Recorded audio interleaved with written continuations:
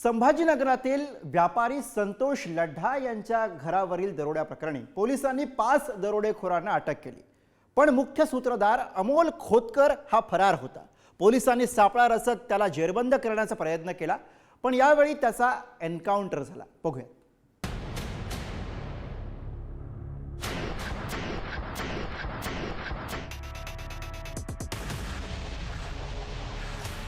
संभाजीनगरच्या याच वडगाव कोल्हाटी परिसरात मध्यरात्री थरार घडला। अनेक गंभीर गुन्ह्यांची नोंद असलेला आरोपी अमोल खोतकरचा एन्काउंटर झाला। व्यापारी संतोष लड्ढा यांच्या घरावरल्या दरोड्याप्रकरणी पोलीस त्याच्या मागावर होते। वडगाव कोल्हाटी परिसरात पोलीस आणि अमोल खोतकर मध्ये जोरदार धुमश्चक्री उडाली। प्रत्युत्तरात पोलिसांनी केलेल्या कारवाईत अमोल खोतकर याचा खात्मा झाला। 26 मे रोजी अमोल खोतकर वडगाव कोल्हाटी परिसरात आला होता। पोलिसांच्या पथकानं साजापूर इथल्या एका हॉटेलच्या परिसरामध्ये सापळा रचला। अमोल त्याच्या एका मैत्रिणीसह पांढऱ्या कारमध्ये हॉटेल जवळ आला। पोलीस समोर येताच त्यानं कार पोलिसांच्या अंगावर घालण्याचा प्रयत्न केला। अमोलने स्वतः जवळील रिव्हॉल्व्हरमधून पोलिसांच्या दिशेनं फायरिंग केलं। प्रत्युत्तरात पोलिसांनी झाडलेली गोळी अमोलच्या छातीत घुसल्यानं जागीच मृत्यू झाला।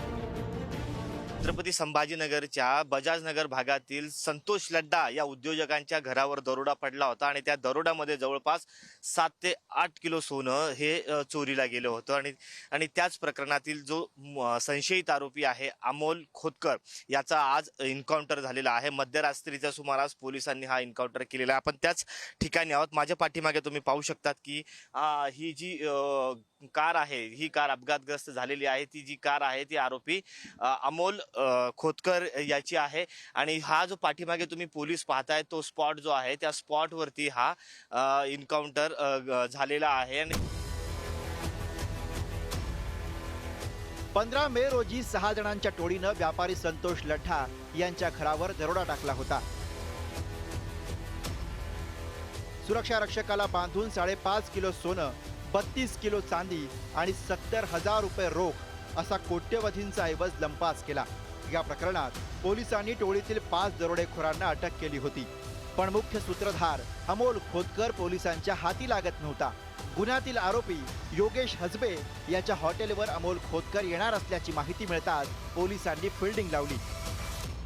अमोल खोतकर हा साई गार्डन साजापूर MIDC या ठिकाणी येणार असल्याची माहिती क्राईम ब्रांचच्या टीमला मिळालेली होती। आरोपींनी त्या ठिकाणी आल्यानंतर ते कुठल्याही प्रकारे सरेंडर झाले नाही, परंतु आमच्या अंमलदारांच्या अंगावर त्यांनी गाडी घातलेली होती। त्या अनुषंगाने त्यांनी फायर पण केलेला होता। आमच्या अधिकाऱ्यांनी उत्तरादाखल दिलेल्या फायरिंगमध्ये त्याच्या उजव्या दंडावरती मागच्या बाजूला ती गोळी लागलेली होती गाडीत असताना। त्याच्याबरोबरती त्याची गर्लफ्रेंड पण होती आफिसा उर्फ खुशी नावाची। अधिकाऱ्यांनी त्याला हॉस्पिटल घाटीला ॲडमिट केलेलं होतं आणि नंतर त्याला डॉक्टरांनी मयत घोषित केलेलं आहे। त्या संदर्भामध्ये पोलीस स्टेशनचा गुन्हा देखील दाखल झालेला आहे। एन्काउंटरमध्ये अमोल खोतकरचा मृत्यू झाल्यानंतर त्याच्या कुटुंबियांनी पोलिसांवर गंभीर आरोप केले। सुपारी घेऊन अमोलची हत्या केल्याचा दावा त्याची बहीण आणि वडिलांनी केलाय। या प्रकरणी CBI चौकशीची मागणीही करण्यात आली। 5, 5:30 घरी आले। 5 पोलीस पूर्ण घराचं सामान उचलून फेकलं। त्याला काहीच सापडलं नाही। आमच्या घरात काहीच मिळालेलं नाही। ते रात्री 12-1 वाजता का 2 वाजता 3-4 वाजता माझ्या मुलाला खतम करून टाकला। सुपारी घेतली 2-3 करोड रुपये। आम्हाला चौकशी पाहिजे रे, आम्ही मौत नेणार नाही। इथे नेऊन घेऊन येतो, कमिशनरच्या बंगल्यात नेऊन टाकून देऊ। आम्ही उपोषणाला बसणार आहे।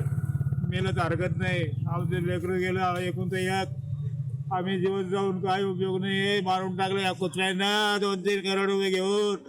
इथे आले, इथे बघते तो मरून पडलेला आहे। ह्या लोकांनी त्याला मारून टाकले, एन्काउंटर केलेले आहे आणि हे एन्काउंटर फक्त पर्सनली दुश्मनीमधून झालेलं आहे। पोलिसांनी सुपारी घेतली आहे त्याची आणि सुपारी घेऊन त्याला शूट केलेलं आहे, कारण त्याला सरळ त्याला मारण्याचे काहीच त्यांच्याकडे रस्ता नव्हता। म्हणून त्यांनी त्याच्यावर काहीतरी गुन्हा टाकून खोटं बोलून त्याला फसवून की हा गुन्हेगार आहे, कारण तो गुन्हेगार नाही आहे। तो व्यावसायिक माणूस होता, त्याची स्वतःची हॉटेल होती, त्याचे खूप धंदे होते, त्याला गरजच नाही आहे चोरी बिरी करायची। त्याच्याकडे पैसा वगैरे पडलेला आहे। बरं, तोपर्यंत मी जिवंत आहे, मी इथंच बसून राहणार। मी काही बॉडीला हात पण लावणार नाही, मी काही खाणार पण नाही, काही पिणार पण नाही। व्यापारी संतोष लड्ढा यांच्या घरावर पडलेल्या दरोड्या प्रकरणी सर्व आरोपी पोलिसांच्या हाती लागलेत। मुख्य सूत्रधार अमोल खोतकरचा पोलीस चकमकीत एन्काउंटर झालाय, पण या दरोड्यातील 5.5 किलो सोनं आणि 32 किलो चांदी अद्यापही पोलिसांना मिळालेली नाही. संभाजीनगर सारख्या शहरात घडलेल्या एन्काउंटरमुळे खळबळ माजली आहे. सचिन चिरे, पुढारी न्यूज, संभाजीनगर.